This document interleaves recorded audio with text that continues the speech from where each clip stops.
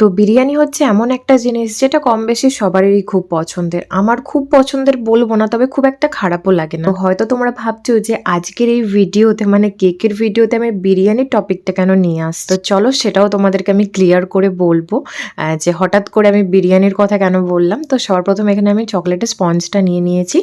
আর এই স্পঞ্জের রেসিপি কিন্তু অলরেডি আমার চ্যানেলে আপলোড করা আছে। আর তোমরা চাইলে এখানে অবশ্যই সুগার সিরাপ ব্যবহার করতে পারো, তবে বেশিরভাগ চকলেট কেকের ক্ষেত্রে আমি চকলেট গানাচ অথবা কফি পাউডার অথবা দুটোই একসঙ্গে মিক্স করে আমি স্পঞ্জটাকে সোক করি। তোমরা চাইলে নর্মাল জল দিয়েও স্পঞ্জটাকে সোক করে নিতে পারো। তো আজকের যে কেকটা আমি বানাবো বা যে ডেকোরেশনটা আমি তোমাদের সাথে শেয়ার করব, এর আগেও কিন্তু আমি এই সেম ডেকোরেশন করেছিলাম আমার হাজব্যান্ডের বার্থডেতে, তবে একটুখানি ডিফারেন্ট ছিল। ডিফারেন্টটা ছিল আমার হাজব্যান্ডের বার্থডেতে আমি পিওর ফন্ডেন্ট দিয়ে পুরো কেকটা বানিয়েছিলাম, তবে আজকের এই কেকটা কিন্তু সেমি ফন্ডেন্টের উপর ডেকোরেশন আছে। এর আগে কিন্তু এরকম টাইপের কোনো ডেকোরেশন তোমাদের সাথে আমি শেয়ার করিনি, তবে আমার হাজব্যান্ডের বার্থডের যে ডেকোরেশনটা সেটা আমি মানে শ্যুট করেছি, কিন্তু কোনো না কোনো কারণবশত কোনোভাবে ওটা আমি এডিটিং করতে পারিনি। তবে খুব জলদি আমি শেয়ার করব তোমাদের সাথে অবশ্যই। আর চকলেট কেকের খুব কমই আমি অর্ডার পাই, তো তার জন্য কি হয় যে গানাচ আমি কখনোই বাঁচিয়ে রাখি না। মানে ধরো আমি বেশিরভাগ টাইমে চেষ্টা করি যে চকলেট কেকে চকলেট ক্রিম বানানোর জন্য চকলেট গানাচটা ব্যবহার করতে। তো যে এক্সট্রা চকলেট গানাচটা বেঁচে যায় সেটা কিন্তু কখনোই আমি স্টোর করি না।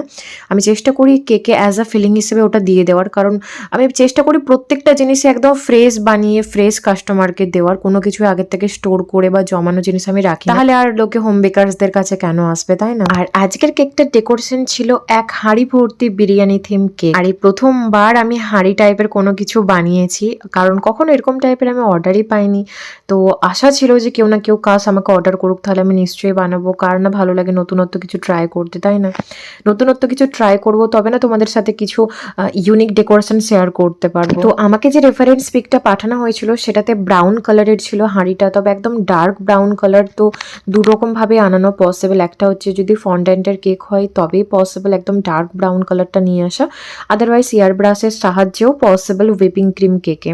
কিন্তু আমার কাছে তো মানে এয়ার ব্রাশটা অ্যাভেলেবেল নেই, যার জন্য আমি এখানে হুইপিং ক্রিমের সাথে ব্রাউন আর টেরাকোটা জেল কালার দুটো মিক্স করে কালারটাকে নিয়ে আসার চেষ্টা করেছি। খুব একটা ডার্ক কালার কিন্তু একদমই নয়, কারণ খুব একটা ডার্ক কালার বানাতে আমার ভয় লাগছিল যদি বাই চান্স কেকের টেস্ট চেঞ্জ হয়ে যায়, কারণ অনেকটা পরিমাণে কালার এখানে মিক্স করতে হতো, তবে যে ওই ডার্ক ব্রাউন কালারটা নিয়ে আসা পসিবল ছিল। তো আমি এতটা রিস্ক নিইনি, তবে এটাও খুব একটা খারাপ যে লাগছিল একদমই নয়। আর এই হাঁড়ি কেকটা কিন্তু আজকাল ভীষণই ট্রেন্ডিংয়ে আছে। আমি অনেকজনকেই বানাতে দেখেছি এই হাঁড়ি কেকটা।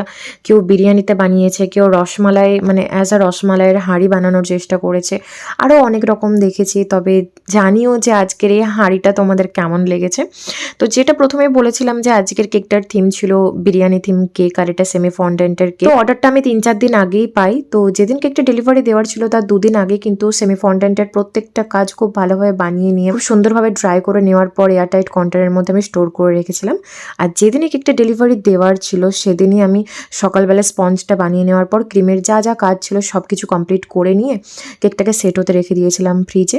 তো কেকটা যখন ডেলিভারি নিতে আসে তার 10 মিনিট আগে কিন্তু প্রত্যেকটা মানে ফন্ডেন্টের কাজ আমি সুন্দর করে অ্যাসেম্বল করে তারপর ডেলিভারি দিই। আর হয়তো বা তোমরা বলতে পারো যে এখানে কেন আমি সেমি ফন্ডেন্টের ফিগারগুলো টিউটোরিয়াল শেয়ার করিনি। অ্যাকচুয়ালি আমার শেয়ার করার ইচ্ছেই করে না, কারণ এক তো তোমরা ভিউ করোনি বা করলেও লাইক দাওনি। তো এইসব কারণের জন্য না আমি আর এনার্জিই পাই না যে কিছু ফন্ডেন্টের কাজ তোমাদের সাথে শেয়ার করব, কারণ আমি কার সাথে শেয়ার করব, তাই না? তোমরা না তো কোনো কিছু মানে রেসপন্স করো, নাথিং।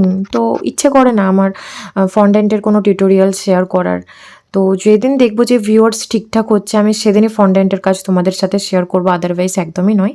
যেমন হুইপিং ক্রিমের কাজ আগেও শেয়ার করেছি, পরেও তোমাদের সাথে আমি শুধুমাত্র হুইপিং ক্রিমের কাজই চেষ্টা করব শেয়ার করার। আর যেই ভিডিওটা তোমরা 3 থেকে 4 মিনিটে দেখো না, সেই ভিডিওটা বানাতে 7 থেকে 8 ঘন্টা সময় লাগে, তারপর আরও 3-4 ঘন্টা লাগে এডিটিং করতে। তো এতটা কষ্ট করে এতটা সময় অপচয় করে আমি যখন একটা ভিডিও বানাবো আর সেই ভিডিওটাতে যদি ঠিকঠাক ভিউ না পাই, তো সত্যিই এনার্জি থাকে না আর কোনো মানে এরকম টাইপের ডিফিকাল্ট কিছু টিউটোরিয়াল শেয়ার করার। তো তো যাই হোক, সবার শেষে কিন্তু এই কেকটার রিভিউটাও আমি তোমাদের সাথে শেয়ার করেছি, আর এখানে আমি লিখে দিয়েছি যা যা লিখতে বলেছিল আমাকে কেকটার মধ্যে। আর ফাইনালি আমার কেকের ডেকোরেশনটা একদমই কমপ্লিট। তোমরা অবশ্যই জানিও যে আজকের এই কেকের ভিডিওটা, কেকের ডেকোরেশনটা, কেকের আইডিয়াটা তোমাদের কেমন লেগেছে। আর যদি ভালো লেগে থাকে তো অবশ্যই একটা লাইক করে যেও। চলো দেখা হচ্ছে পরের ভিডিওতে আবার নতুন কিছু ডেকোরেশনসের সাথে আর অনেক অনেক টিপস অ্যান্ড ট্রিক্সের সাথে। তো চলো ভিডিওটা আমি এখানেই শেষ করলাম। Bye bye.